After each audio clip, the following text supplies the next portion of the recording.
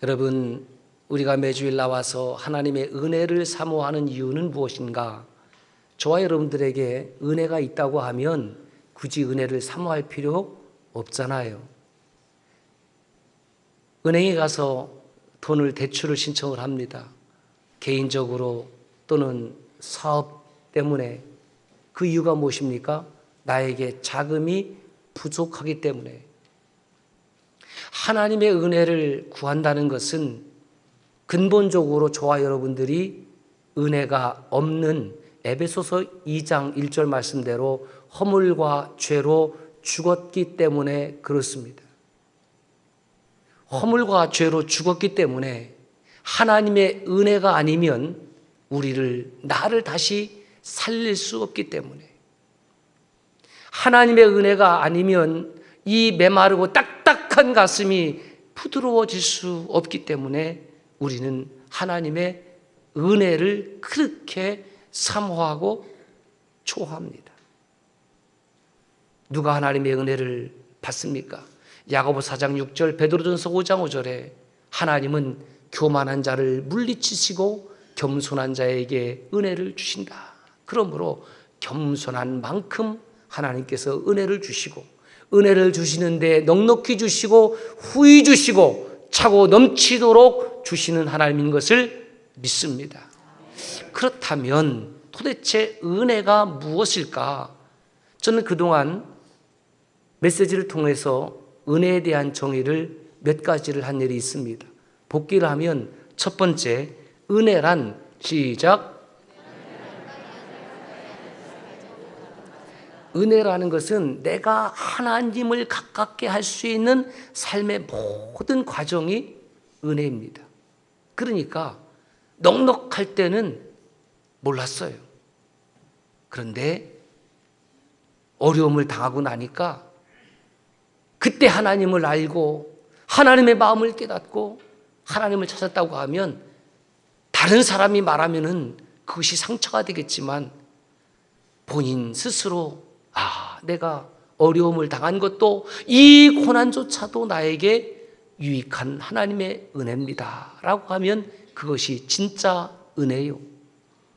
건강할 때는 자기 혼자 잘난 줄 알고 산천초목 다 돌아다니고 주일날에 캠핑만 돌아다니고 그러다가 어느 날 갑자기 예상치 못한, 생각지 못한 질병이 찾아와서 그 병실에서 하나님을 만났다고 하면, 다른 사람이 얘기하면 상처가 되겠지만 내가 생각해 보니 이렇게 질병 가운데에 주님 나를 만나 주셨다고 하면 이것도 은혜입니다라고 고백할 수 있다라는 겁니다.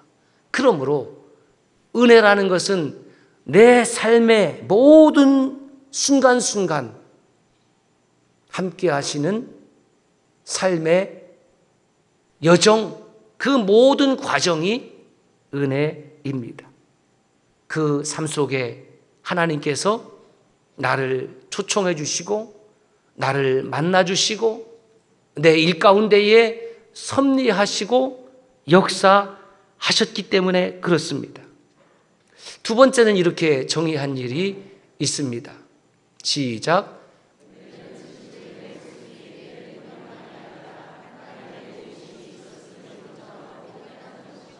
여러분, 은혜는 기본적으로 깨닫는 것이 은혜예요.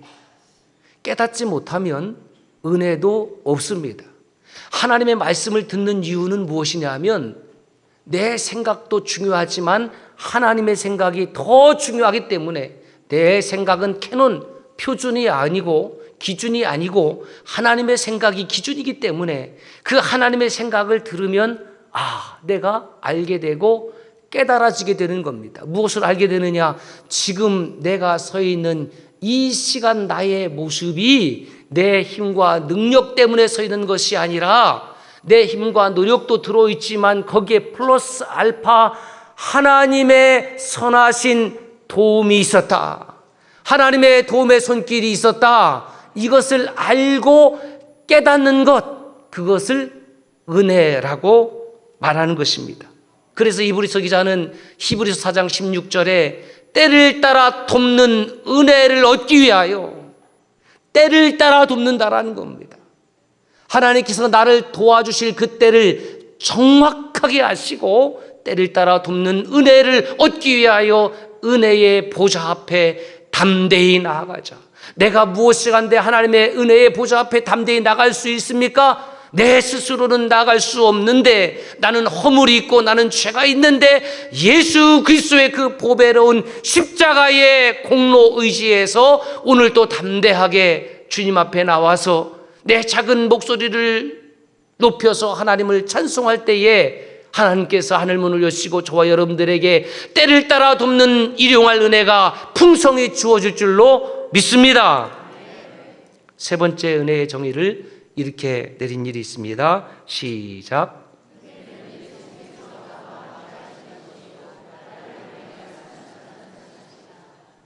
여러분, 하나님께서 저와 여러분들을 향해서, 그 거룩하신 하나님께서 허물과 죄투성인 거룩하지 않은 거룩을 상실한 나를 향해서 말씀하신다는 것이 여러분 은혜입니다.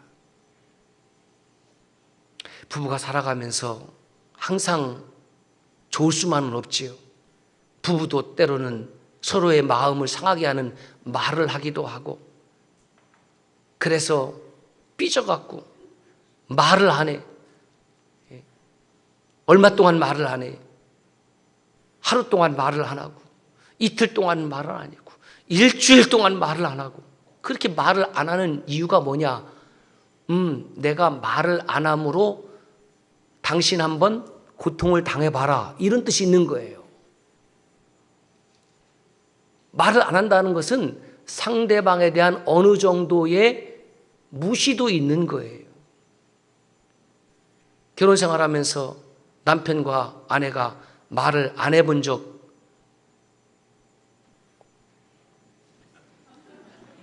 없는 사람만 손들어. 없는 사람만. 다 있지, 다 있지. 예? 삐져갖고. 예? 누가 먼저 삐져요? 예? 서로 쳐다보지 말고 내가 먼저 삐져. 내가 먼저. 예? 내가 먼저 삐지고 일주일 동안 삐지고. 예? 저도 삐져봤어요. 예? 얼마 동안 삐져봤냐? 한 일주일 정도는 해보겠더라고. 아, 힘들어. 독하니까 일주일 동안 아내한테 말을 안 해. 여러분이 보고 있는 저는 이렇게 독한 목사입니다. 죄송합니다. 그런데 제 아내도 독해. 같이 말을 안 해. 응? 여러분, 홀로서 지금 사시는 분들에게 오늘도 주님의 크신 은혜가 넘치기를 간절히 원합니다. 왜 그런고? 그렇더라고요. 조금 살아보니까 아내의 잔소리도 참 고맙더라고. 말을 안 하는 것보다 옆에서 말을 해주는 게 얼마나 고마운지. 그렇죠. 홀로 사신 분들 그렇죠. 누군가 나에게 잔소리 해줄 수 있는 남편이 있다면, 아내가 있다면 그 잔소리조차도 얼마나 소중한데, 꼭 내 아내가 없어 봐야지, 내 남편이 없어 봐야지 깨닫는 것은 얼마나 미련하고 안타까운 일인가. 그러니 오늘 여러분 예배가 끝나고 집에 돌아가서 남편에게, 아내에게 잔소리한다고 타박하지 말고, 여보 그렇게 잔소리해 주니 너무너무 고마워.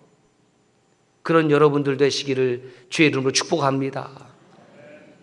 조금 마음이 상하더라도 아침에 상했으면 잘 때 다 풀고 자. 그래서 말을 안 하면은 같이 자긴 자는데 살짝 몸이 담으면 휙 돌아놓고. 제가 그랬어요. 제가. 얼마나 이게 어리석고 어리석은지.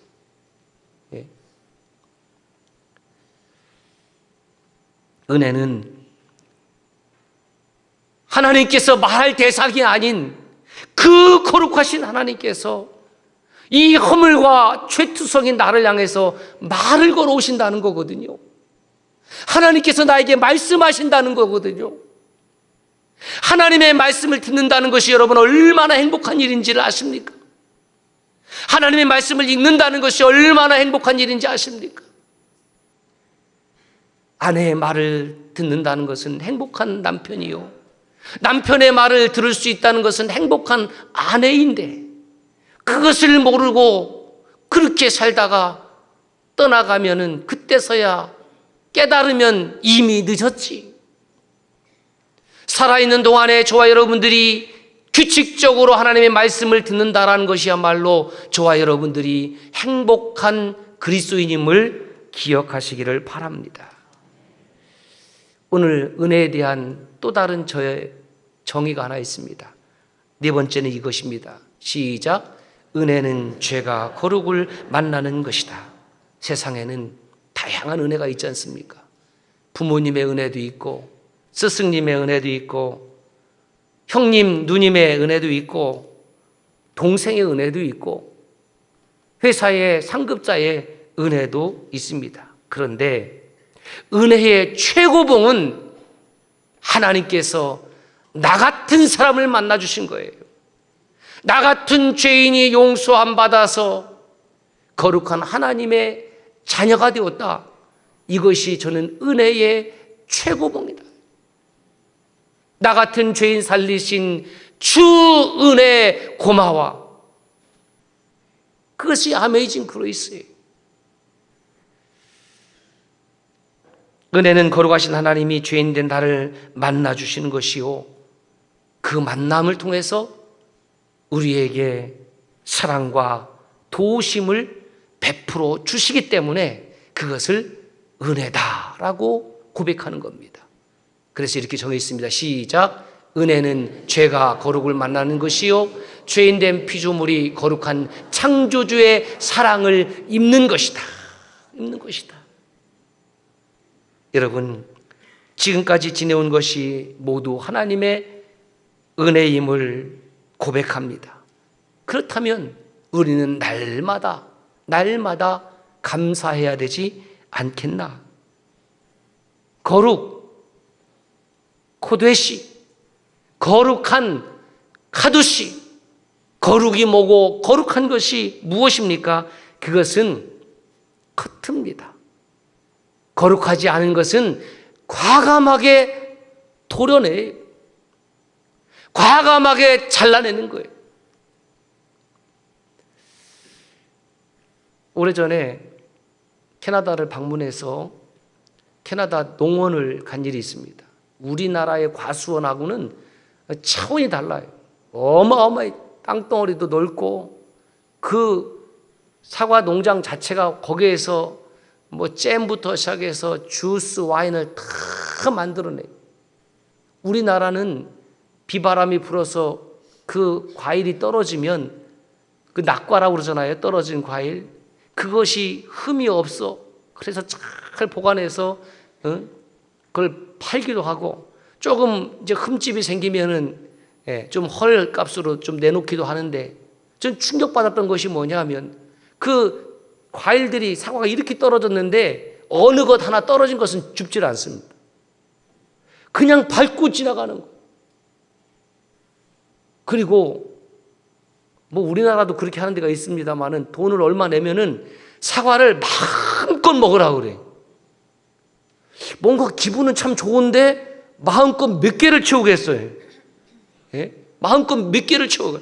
여러분, 오늘 점심도 여러분들이 국수를 마음껏 드시고 가시길 바랍니다. 먹을 수 있는 만큼 담아 가시길 바랍니다. 몇 그릇을 먹겠어요.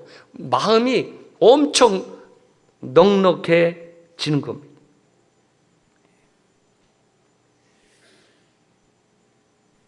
그 떨어진 과일은 다시 사용하지 않더라고요. 그런데 돌이켜보니까 어머니께서 과일을 이렇게 깎으면, 예전에는 상한 과일이 그렇게 많았던 것 같아요. 아니, 좀 싼 것을 좀 사오셨나 봐. 그러면 그 썩어 들어온 것을 그 과도로 이렇게 쏙 파내는 거예요. 그렇게 드셔봤잖아요. 그렇게 알뜰살뜰하게 고기만 쏙 도려내고, 그러면 나머지는 먹을 수 있으니까. 요즘 아이들은 그런 모습을 못 보지요. 도려낼 것은 도려내면 다시 먹을 수 있는 것처럼 우리 삶 가운데의 죄의 모습들, 죄된 행동들, 죄된 생각들을 하나님의 말씀의 검으로 도려내면 우리는 새로운 삶으로 얼마든지 살아갈 수 있는데, 얼마나 미련하고 얼마나 고집세고 얼마나 악하냐면은 그냥 이대로 살다가 죽을래요. 어쩔 수 없지요, 뭐. 죄를 자르고 죄와 구별되어 살아가는 것이 바로 거룩하신 하나님의 뜻입니다. 그래서 이렇게 정리를 했습니다. 거룩은 내 마음대로가 아닌 하나님의 마음에 맞추어 사는 것이다. 부부 얘기를 좀 더 할까요? 왜 부부싸움을 했느냐? 내 뜻에 맞춰달라고. 여보 당신이 내 뜻에 맞춰달라고. 그랬더니 그 여보도 아니 여보 당신이 내 뜻에 맞추어 달라고. 서로가 자기의 뜻을 주장하다 보니까 틀린 것은 아니어도 그 다른 것 때문에 서로 마음이 상하게 되고, 그리고 부부가 등을 돌리고 자더라는 거예요. 우리가 신앙생활을 하고 예배당에 나와서 믿음의 공동체를 이루는 것은 어느 한 사람의 뜻이 우선이 되는 것이 아니라 거룩하신 하나님의 뜻이 내 안에 이루어지도록, 내가 하나님의 마음에 합한 사람으로 하나님의 마음에 맞추어서 살기 위하여 예배 자리에 나오는 겁니다. 하나님의 마음에 합한 사람으로 살기 위하여 찬송하는 것이고, 그래서 기도하는 것이고, 그래서 하나님의 마음을 듣는 시간, 하나님의 생각을 듣는 시간, 하나님의 마음을 깨닫는 시간이 바로 설교 시간입니다. 사도 바울이 데살로니가 교인들을 향해서 이렇게 권면하죠. 데살로니가전서 4장 3절, 하나님의 뜻은 이것이니 너희의 거룩함이라. 목사님, 저는 요즘 하나님의 뜻이 무엇인지 모르겠어요 라고 이야기하는 사람이 가끔 있습니다. 이 사람은 성경을 읽지 않는다라는 뜻입니다. 어떻게 해야 될지 하나님의 뜻이 무엇인지 모르겠어요. 이 사람은 말씀을 듣지 않는다라는 뜻입니다. 하나님의 뜻은 이것이니, 하나님의 뜻은 선명하고 분명하니 너희의 거룩함이라. 죄와 어울리지 말아라. 죄와 상관하지 말아라. 우리가 신앙생활하면서 성도끼리 서로 상관하지 않고 살면 편하겠지요? 행복하겠지요? 아니요. 가족끼리 서로 상관하지 말고 살면 편하겠지요? 행복하겠지요? 아니요. 그것은 가족이 아닙니다. 우리는 서로 상관해야 됩니다. 서로 관심을 받고 싶어하고, 서로 사랑을 받고 싶어하고, 사랑을 주고 싶어하고, 사랑을 나누고 싶어하고. 그래서 여러분 추석 끝에 오늘 섬나도할 과일을 좀 가져오십시오.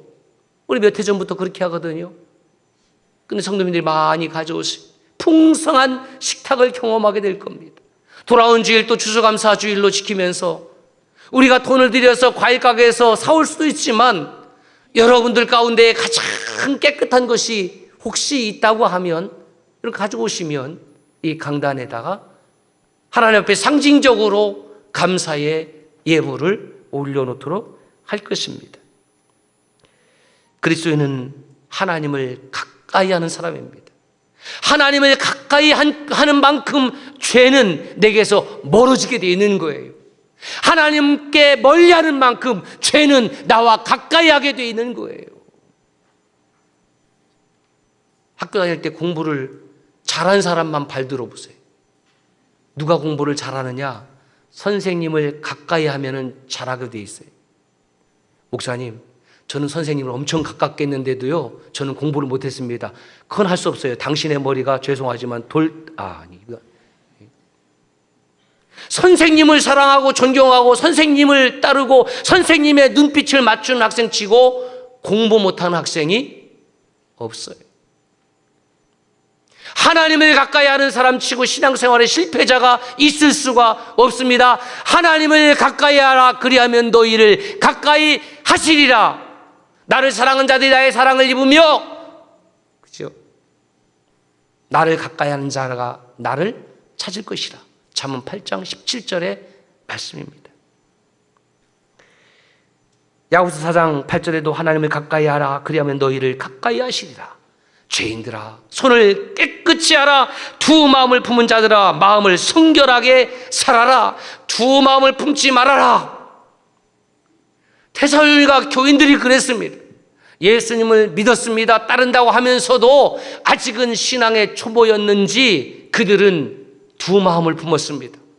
심지어 아내가 있음에도 불구하고 다른 여인을 자기의 육신의 소욕대로 그대로 취하고 살았습니다. 왜? 그렇게 살았던 것이 그들의 자연적인 일반적인 모습이었기 때문에 그렇습니다. 그래서 사도 바울이 단호하게 얘기하는 거예요. 두 마음을 품지 말아라. 하나님의 뜻은 이것이니 거룩하게 살아라. 음욕을 품지 말아라. 다른 여인을 취하지 말아라.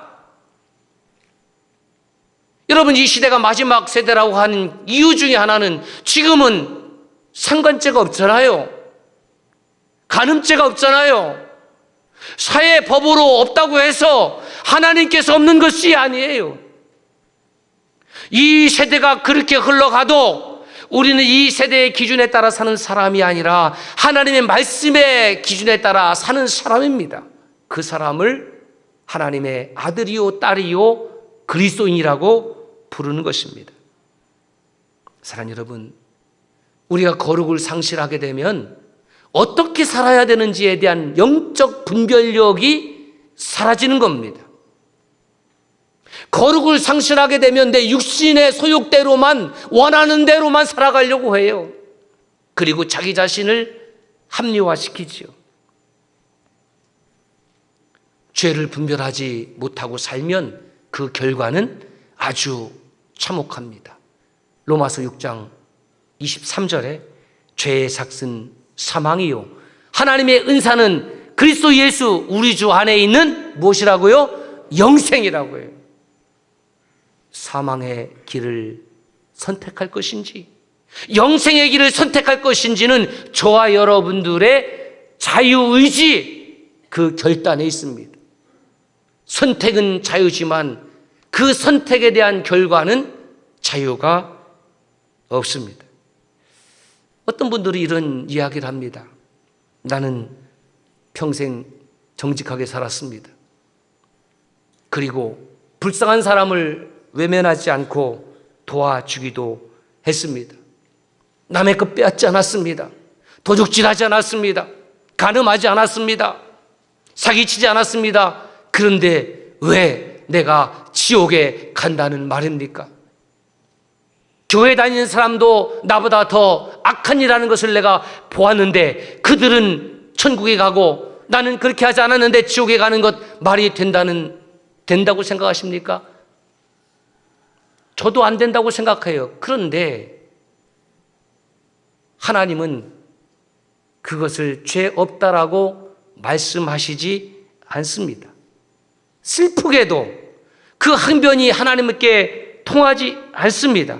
오늘 또 수많은 사람들이 지옥으로 향하는 가장 큰 이유가 무엇이냐면 예수 그리스도를 믿지 않았기 때문에 이 땅에 오신 창조주 하나님, 그 메시아, 그 예수를 나의 하나님으로, 나의 주님으로 인정하고 고백하고 따르지 않은 죄가 얼만큼 크느냐, 그것이 지옥에 갈 만큼 크다.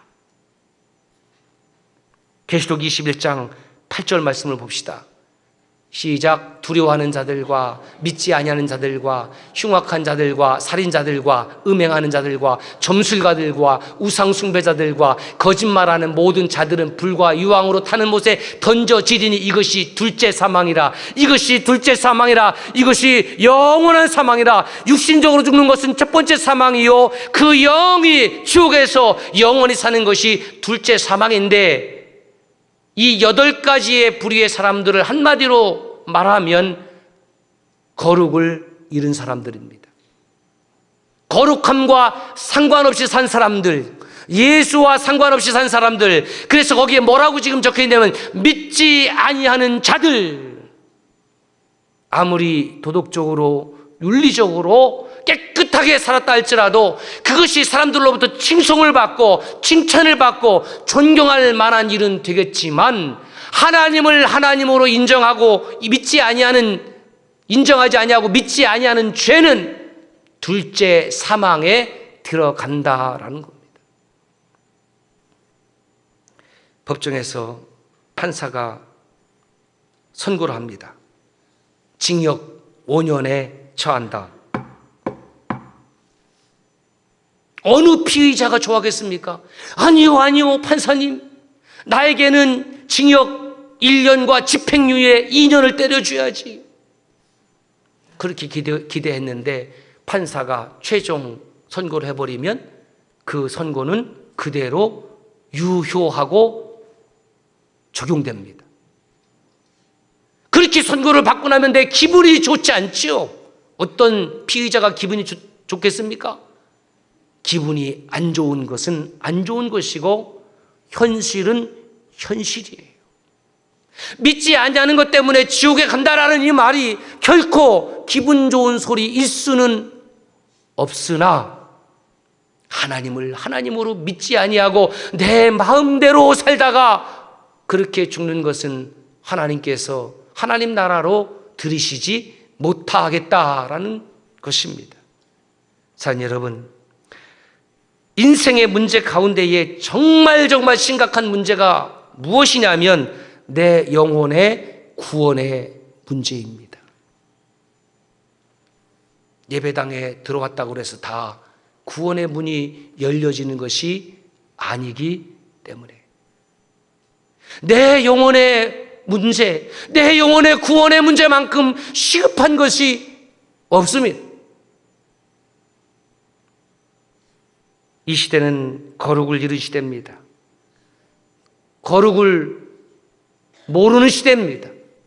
거룩을 알려주어도 외면하는 시대가 바로 저와 여러분들이 살아가고 있는 이 종말의 시대입니다. 렌스키의 말대로 예수 그리스도께서 이 땅에 성육신 하신 때부터 다시 오시는 그날까지가 마지막 세대요 종말의 시대입니다. 그 시대를 저와 여러분들이 살아가고 있는 거예요.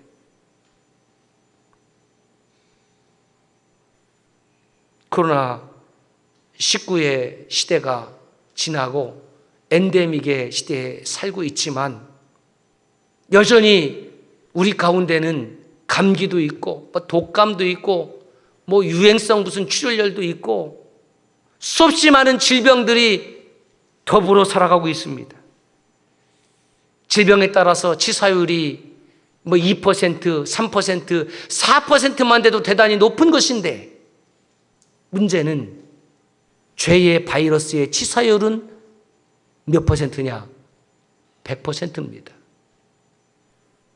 죄라는 것이 얼마나 무서우냐면 죄에 감염이 되면 치사율은 100%. 그러므로 그 죄의 감염에서 나를 해독시켜 주실 수 있는 유일한 치료제는 오직 예수 그리스도의 십자가의 보혈밖에 없습니다. 믿습니까? 그 보혈밖에 없어요. 십자가의 보혈밖에는 없어요.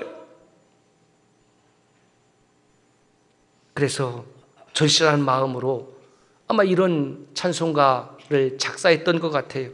찬송가 268장에 보면 죄에서 자유를 얻게 함은 무슨 능력? 보혈의 능력. 저와 여러분들을 죄에서 승리케 하고 이기게 하시는 능력은 오직 예수 그리스도의 십자가의 보혈의 능력, 그 능력을 이 아침에도 함께 찬송합시다.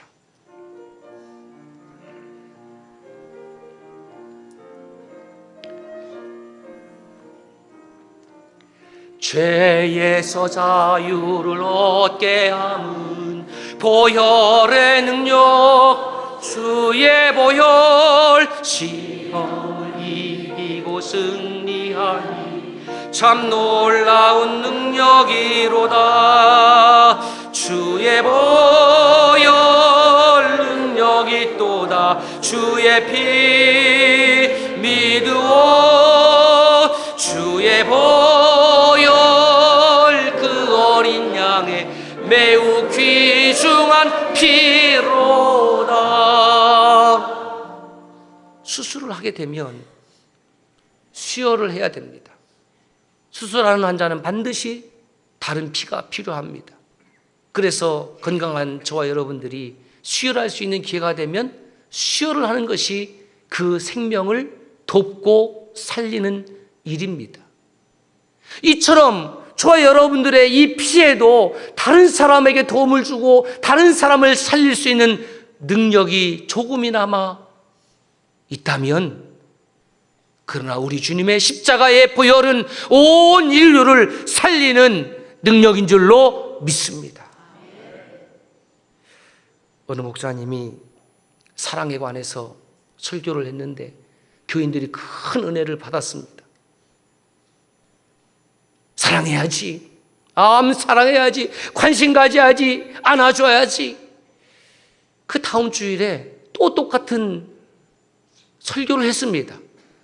그래서 성도들이 넉넉한 마음으로 아마 이번 주일은 목사님이 너무 바빠서 설교 준비가 안 됐나 보다. 그리고 잘 들었습니다. 그런데 세 번째 주일에 또 똑같은 설교를 하니까 장로님 한 분이 조심스럽게 목사님, 그런데요, 지금 똑같은 설교를 세 번째 하고 계시거든요. 혹시 무슨 일 있으신가요? 예, 장로님 잘합니다. 저는 우리 교인들이 서로 사랑할 때까지 이 설교를 할 것입니다. 서로 사랑할 때까지. 그 다음에 몇 번 더 설교를 했는지는 제가 안 물어봤어요. 오늘 또 거룩을 이야기하면 또 거룩이네 라는 생각이 여러분들 머릿속에 들어온다고 하면 바로 예수 그리스도의 이름으로 커트해 내시기를 바랍니다. 아무리 우리가 외형적으로 그럴듯하게 보여도, 그렇죠? 저도 그럴듯하게 보이지 않습니까? 아니, 나 또 설교하다가 상처받네. 옆 사람도 그럴듯하게 보이지 않습니까? 아무리 외형적으로 그럴듯하게 보일지라도 서기관과 바리새인과 사두개인들은 주님으로부터 책망을 받았는데, 왜 책망받았냐? 너희는 외형적으로만 그렇다. 외형적으로. 겉으로는 하나님을 잘 섬기는 것 같지만 너희 속은 회칠한 무덤 같다. 서기관, 바리새인, 사두개인이 이스라엘에만 있는 것이 아니라 오늘 저와 여러분들이 그 사람이 되지 않기를 스스로 근신하고 스스로 경계하고 스스로 깨어있는 진짜 찐 그리스도인이 되시기를 주의 이름으로 축복합니다. 사랑에 관한 말씀을 들으면 그것으로 족한 것이 아니고, 거룩에 관한 말씀을 들으면 그것으로 족한 것이 아니고, 야 많이 들었다, 몇 번 들었냐, 많이 들었다가 아니라 그 거룩함을 들은 그 시간부터 저와 여러분들의 삶이 거룩함으로 바뀌어지기를 바랍니다. 저는 일주일에 우리 부교육자들과 두세 번씩 운동을 체육관에서 합니다. 여러분들도 언제든지 와서 좀 운동 좀 하세요. 막 가을이 됐는데 입을 옷이 없네가 아니고, 작년 가을에는 맞았는데 올 가을에는 왜 안 맞아? 추석 때 어마어마하게 집어넣었으니까 안 맞지. 그러니까 운동을 했어요. 운동. 입을 옷이 없는 게 아니라 옷이 넘쳐나요. 옷이 넘쳐나. 그래서 배드민턴 하는데 제가 정식으로 배운 적은 없지만 그냥 재미있게는 잘 칩니다. 그래서 처음에 치다 보면 줄이 톡 끊어져요. 톡 끊어지니까 그 가위 갖다가 그걸 다 잘라버리더라고요. 그러면서 줄이 하나 딱 나니까 커트 해야 돼, 커트. 그래서 저게 커트라는 말이 도대체 뭔가 봤더니 그 일본식 발음인 것 같아. 커트데스. 예? 그건가? 컷! 잘라라는 거예요. 잘라. 아니, 한 줄 하나가 나가고 나머지는 멀쩡한데 왜 잘라내느냐? 그 다른 줄들이 서로 이제 균형을 잃어버렸기 때문에 그 라켓을 잡아당기는 그 장력이라고 합니까? 그것이 일어나니까 라켓의 변형을 가져오는 거예요. 그러니까 줄 하나가 나가면 빨리 잘라버려서 라켓을 깨끗하게 하고 새로운 줄을 매야 됩니다. 내 삶 속에 어떤 거룩하지 못한 문제 하나가 생기면 바로 예수 이름으로 잘라내지 못하고 그것을 방치해버리면 내 삶이 어느 순간에 변형이 오는 거예요. 틀어져 버리는 겁니다. 왜곡되어 버리는 거예요.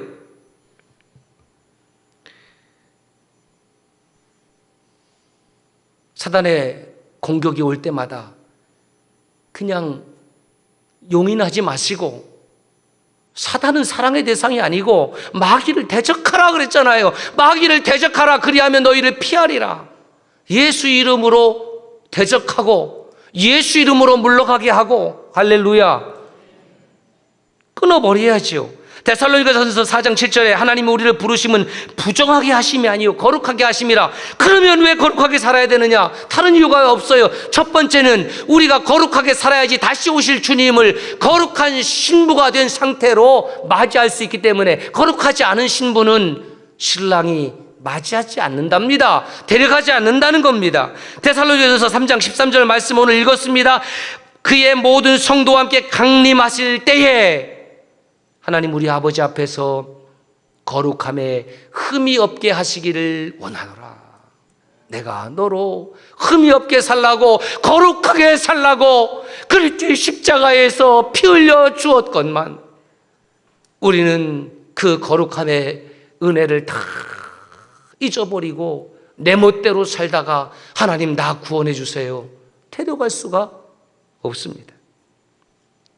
왜 거룩하게 살라는 것입니까? 두 번째 이유가 우리의 행위대로, 저와 여러분들의 행위대로 심판하기 때문에. 그렇다면 지금 여러분들의 행위는 하나님 앞에 어떤 심판을 받을 행위인지, 내 모습이 정말 하나님 앞에 거룩함으로 바칠 수 있는 그런 행위인지, 봉투에다가 몇 푼을 넣어서 드리는 것보다 더 중요한 것이 하나님, 내가 하나님 앞에서 정결한 삶으로 드려지기를 원합니다. 성결한 삶으로 드려지기를 원합니다. 깨끗한 삶으로 드려지기를 원합니다. 이것이 없다고 하면 하나님이 돈이 없어 성금해달라는 것이 아니에요. 하나님은 돈이 필요 없어요. 제가 돈이 필요하지.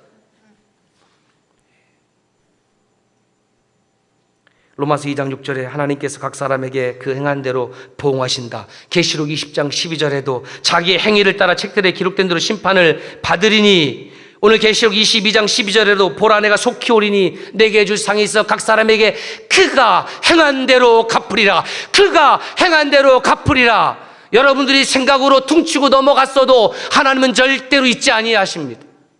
그러므로 하나님을 두려워하십시오. 경외하십시오. 왜 그리스도인들이 하나님의 말씀을 이렇게 우습게 여기고 경히 여길까? 이유는 간단합니다. 더디 오실 것 같거든요. 내일 회개할 거거든요. 내가 지금 내 마음대로 이렇게 살다가 내가 때가 되면 회개할게요. No! 내일 일을 너희가 알지 못한다. 내일 일을 너희가 알지 못한다. 계시록 22장 7절에 보세요. 보라 내가 속히 오리니. 주님 속히 오신대요. 내가 예상하고 생각하는 수준보다도 훨씬 더 주님 속히 오신다고 했으니 깨어라 성도여, 가도시 청주서남교회 성도들이여, 우리는 근신하고 깨어 있어야 하지 않겠느냐. 그래서 사도 요한에게 주님의 말씀을 주시면서 이 말씀을 인봉하지 말아라. 인봉하지 말아라. 인봉하지 않아야지만 읽고 듣고 전할 수 있기 때문에 때가 가깝다는 말을. 그래서 이단이나 사이비에 빠져야지만이 또 주님께서 언제 오시는지 그 이상한 방법으로 지들 멋대로 2025년에 오신다느니 이런 식으로 해서 또 현혹하지요. 하나님은 그런 하나님이 아니시고 하나님 아버지의 정하신 뜻이 그 뜻대로 내 안에 이루어지기 때문에 오늘도 성결하게, 오늘도 거룩하게, 내일도 성결하게, 내일도 거룩하게 수없이 많은 유혹과 시험과 죄들이 찾아온다 할지라도 그때마다 하나님의 말씀의 껌으로 잘라내시기를 주의 이름으로 축복합니다. 오늘 말씀 봅시다. 불의를 행하는 자는 그대로 불의를 행하고 더러운 자는 그대로 더럽고 의로운 자는 의를 행하고 거룩한 자는 그대로 거룩하게 하라. 두 부류의 사람이 나오지 않습니까? 불의하고 더러운 자 그리고 의롭고 거룩한 자. 그러면 누가 불의하고 더러운 자입니까? 옆 사람에게 물어보세요. 당신이 불의해요? 당신이 더러워요? 야, 이 더러운 사람, 불의한 사람. 아마 예배 끝나고 머리끄댕이 잡고 싸울 거예요. 나만 더럽냐? 너도 더럽지. 누가 불의하고 더러운 자인가? 자기 마음대로 산 사람. 자기 마음대로 산 사람, 자기 마음 따라 산 사람. 여러분, 우리가 매주일 예배 드리고 말씀을 읽고 설교를 듣는 이유가 무엇입니까? 내 마음대로 살지 않기 위해서, 내 뜻대로 살지 않기 위해서. 내 마음도 중요하고 내 뜻도 중요하지만 내 마음과 내 뜻보다 더 중요한 것은 하나님의 마음이요 하나님의 뜻이 먼저다. 할렐루야. 그것이 없다면 뭐 하려고 지금 아침부터 나와 계십니까? 누가 의를 행하고 거룩한 자인가? 하나님의 마음을 따라 산 사람. 그 사람을 우리는 그리스도인, 그리고 그 사람을 성도, 거룩할 성자, 무리도자를 써서 영어로 하면 세인트, 라틴어로 하면 상투스. 그러므로 거룩한 사람, 거룩한 무리는 성도여 성도하라. 거룩한 무리, 거룩한 성도는 거룩할 성자, 길도자, 거룩한 길을 가는 사람이어야 합니다. 성도여 거룩한 길로 가십시오.